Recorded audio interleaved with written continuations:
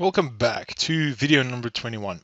Video number 21, we're going to start having a look at a couple of things.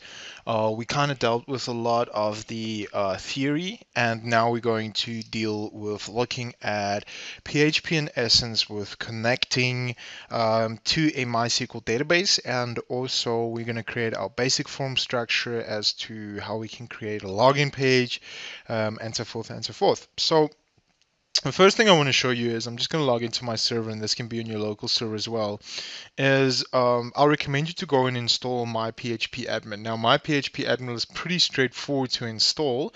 It's just basically a couple of basic files that you get that you would upload to a specific file, and then you can get it working. But I will show you the basics behind that as well.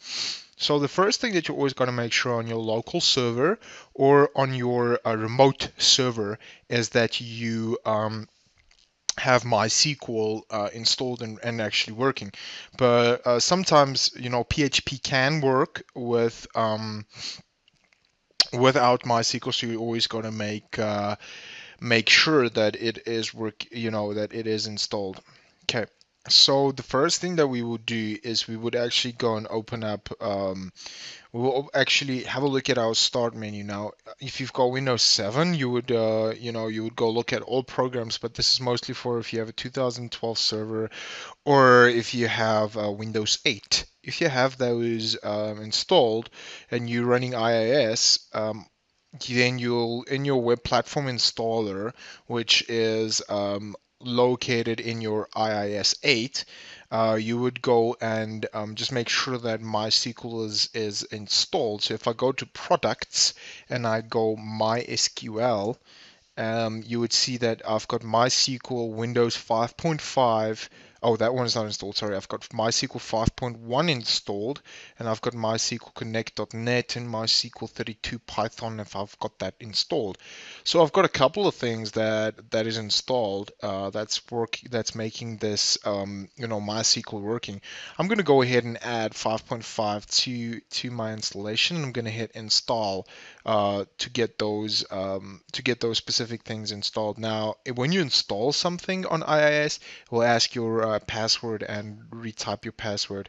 So it's saying to avoid potential data loss, web platform installer does not support an in-place upgrade from 5.1 to 5.5. Please back up or uninstall 5.1 totally. So I'm not going to do that. I don't want to lose all my data. So I'm going to make sure that I do not do that. But if you have your IIS installed, you want to make sure that you're on 5.5. Okay, so now, to make sure that your MySQL is working, in your start menu, you would have a MySQL command line.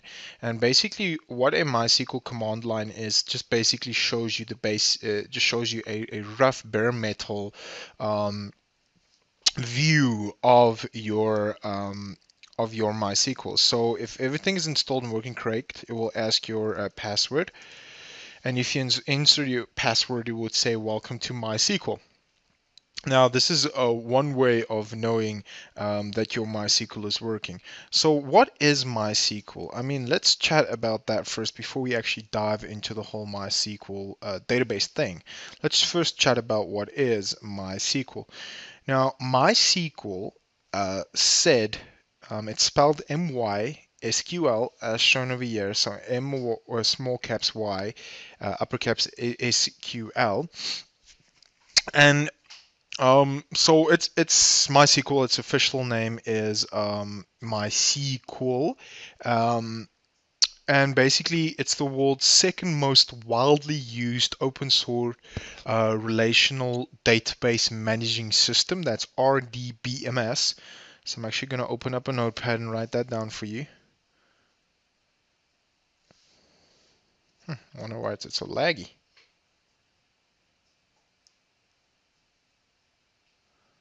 Okay, so that is RDBMS.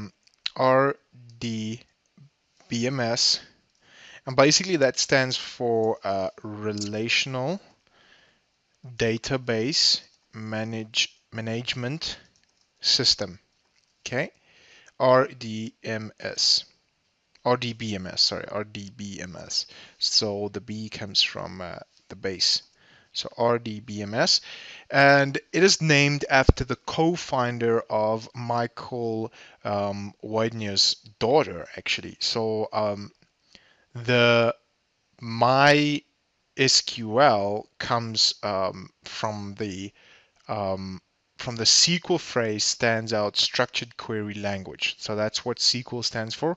It stands for structure query language. So SQL stands for structure query language. Okay. Now, the MySQL development project has made its source code available under the terms of the GNU General Public License, as well as under the variety of proprietary agreements. Now, MySQL was owned and sponsored by a single for-profit firm, the Swedish company MySQL AB, now owned by Oracle Corporations. Now, MySQL is a popular choice for databases for the use of web applications, and this is basically why we will be using MySQL. And basically, with MySQL is a central component of the widely used LAMP open source web application software stack. And AMP stack, or LMAP, is an acronym for Linux, Apache, MySQL, Perl, PHP, Python. So all these that I've just mentioned are free software, open source projects that require a full-featured database management system, often used with MySQL. So that means that you don't need to pay to actually use this at all. So for commercial use, several paid editions are available though, and offer additional functionality. Now, applications which use MySQL databases includes TYP03, MODX, Joomla, WordPress, PHP BB, MyBB, Drupal, and it goes on and on and on. Now, MySQL is also used in many high-profile, large-scale websites, including Wikipedia. Even Google uses MySQL, though not for the searches, though. Facebook also uses a variety of different databases. MySQL are one of them. Twitter, Flickr, as well as YouTube. So you would see that MySQL is quite a large scale and it's quite huge. A lot of people use MySQL. Now, MySQL is a relationship database management system, as we said, a RDBMS, and it ships with no GUI tools. So when we say no GUI, it means there's no graphical interface.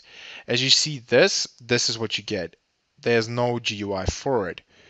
So there's no GUI tools to administrate MySQL databases or manage data contained within the databases.